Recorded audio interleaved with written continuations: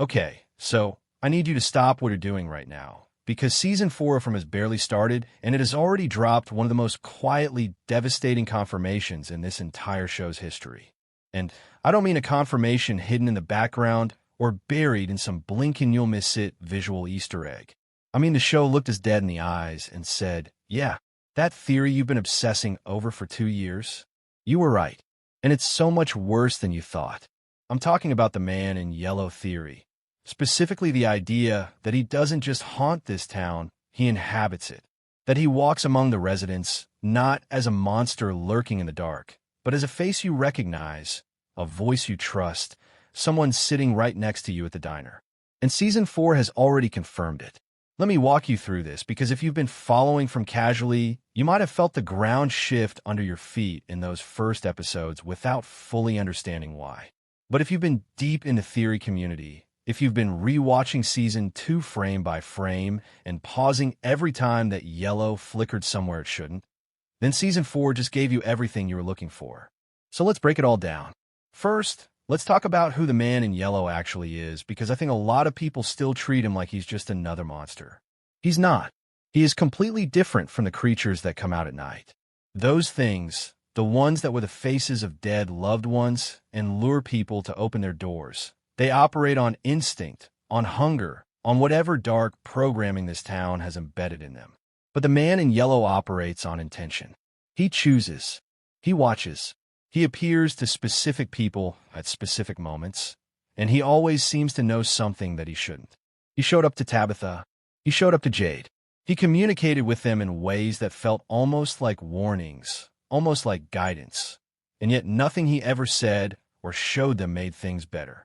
If anything, every interaction with him sent those characters spiraling deeper into the mystery, deeper into danger, deeper into the town's trap. That's not a monster. That's a manipulator. And Season 4 is finally showing us just how deep that manipulation goes. Because here's the twist that the season drops on us almost immediately, and it's the one that changes everything. The man in yellow becomes Sophia. Or more accurately, and this is where it gets genuinely terrifying, he is Sophia. He has taken on the form of this new arrival, this newcomer who the residents have absolutely no reason to distrust. Think about what that means for a second. Think about the dynamics of Fromville, this place where paranoia is already at an all-time high, where people are already fracturing under the weight of not knowing who to believe or what the rules are.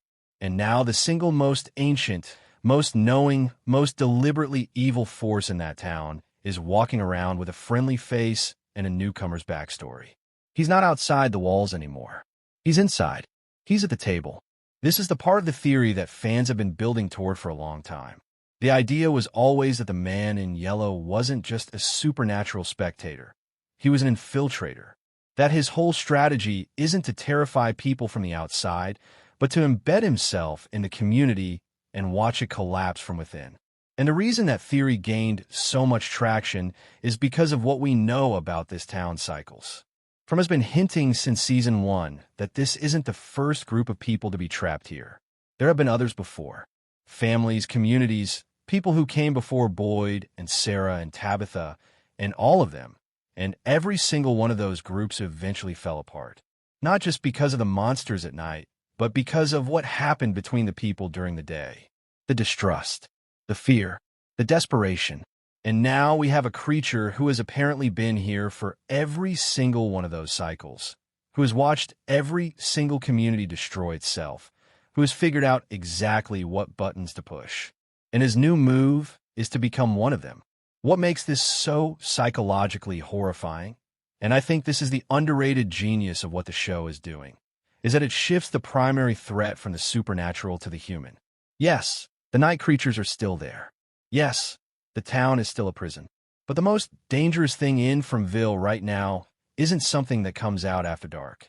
It's a being who knows every pressure point, every fear, every buried secret that can be weaponized, and who is now positioned to whisper those things into the right ears at the right moments. He doesn't need to kill anyone directly. He just needs to make them distrust each other enough to do it themselves. And this is where I think Season 4 is setting up something genuinely tragic. Because you look at the relationships in this town, Boyd, and the stress fractures in his leadership, the tension between longtime residents and newcomers, the way Jade is barely holding on to his sanity, the way Tabitha carries this enormous guilt. All of these are live wires. All of these are exactly the kind of human vulnerabilities that something like the man in yellow, disguised as Sophia, would know how to exploit. He doesn't need a weapon. He just needs a conversation. He just needs to say the right thing to the wrong person at the wrong moment and watch the entire social fabric of this community unravel. Now let's talk about Tabitha and Jade specifically, because their storylines are where the deeper mythology of this show lives. And Season 4 is clearly building on something that the previous seasons laid out really carefully. The show has been strongly implying, and at this point it feels less like implication and more like outright statement, that Tabitha and Jade have been here before. Not in the sense that they've been consciously reincarnated and remember their past lives, but in the sense that something about their souls, their energy, their specific combination of strengths and flaws makes them central to whatever cycle this town is running. They've been chosen before. They've been through versions of this before, and they failed before, which means whatever happened to previous versions of them, whatever choices they made that ultimately didn't break the cycle, the man in yellow has seen it all. He knows their patterns. He knows how they break. That's terrifying in a way that's hard to fully articulate, because it means there's an asymmetry of information that is almost impossible to overcome. These characters are walking into a game where their opponent has seen every move they're likely to make. And now that opponent is sitting at the same table, sharing meals, having conversations, building what looks like trust. And you have to ask yourself, how do you fight something like that? How do you even recognize the danger when it's wearing a perfectly ordinary face? This is also why the favorite part line that the entity has communicated in various forms throughout the series feels so chilling now. Because when you understand the full scope of what's being set up in Season 4, you realize that his favorite part isn't the night attacks. It's not the jump scares. It's the slow, methodical poisoning of a community from within. The moment when the residents stop looking outward for the threat and start looking at each other. The moment when someone who is a friend becomes a suspect. That's when the real game begins.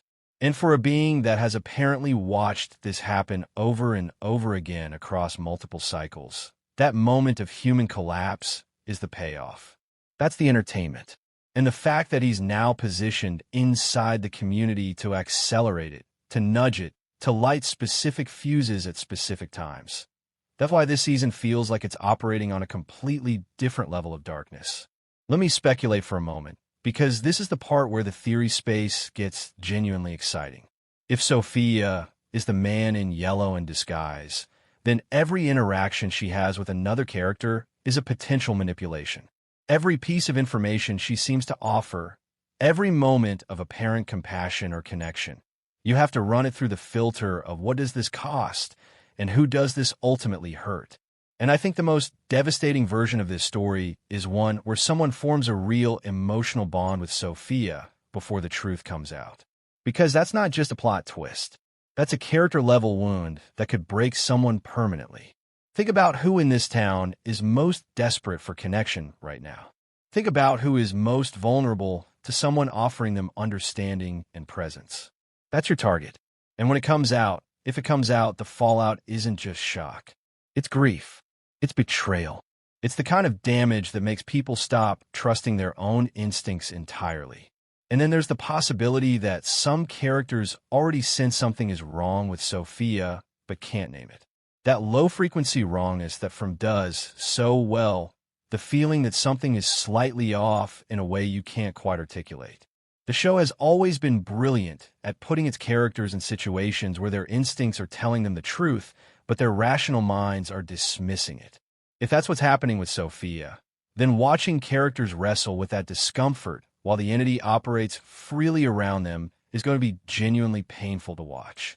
There's also the question of what the man in yellow actually wants in the long run.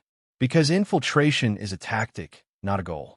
He's positioned himself inside the community for a reason. And the most compelling theories point toward the idea that whatever mechanism keeps this cycle running requires something from the residents, some act, some choice, some moment of collective or individual failure that feeds the system and resets the trap. Which means his presence as Sophia isn't random. He's not just here to watch. He's here to engineer whatever that triggering moment is. He's the hand that tips the domino. And every conversation, every relationship, every apparent kindness is in service of that one final push. What Season 4 is doing, and I genuinely think this is some of the boldest storytelling the show has attempted, is making the horror interior. The outside of Fromville is still dangerous. The nights are still deadly. But the real battleground this season is the inside of these characters and the inside of their relationships with each other. The Man in Yellow figured out a long time ago that the most effective way to destroy a community isn't to attack it. It's to make it attack itself. And Season 4 has confirmed that we are now fully in that chapter of the story. So here's where I leave you, because I think this is the question that should be living in the back of your mind for the rest of this season. Who do you trust? Not in the abstract, not as a viewer puzzle, but emotionally. If you were in Fromville right now, who would you trust? Because that's the question every character is going to be forced to answer, and the Man in Yellow is counting on them getting it wrong. He's counting on the right people being doubted and the wrong people being believed. He's counting on fear doing what it always does, narrowing the mind, closing the heart, turning neighbors into threats. And he's had a very, very long time to get good at making that happen. From started as a show about a town you couldn't escape. But Season 4 is revealing something deeper and darker. It's a show about what happens to people when the thing hunting them learns to love them first. And that, more than any monster, more than any locked door or warded tree, is the most frightening thing this story has ever asked us to sit with. Stay close to this one, because I have a feeling that by the time this season ends, nothing in Fromville, and maybe nothing in us, is going to look quite the same.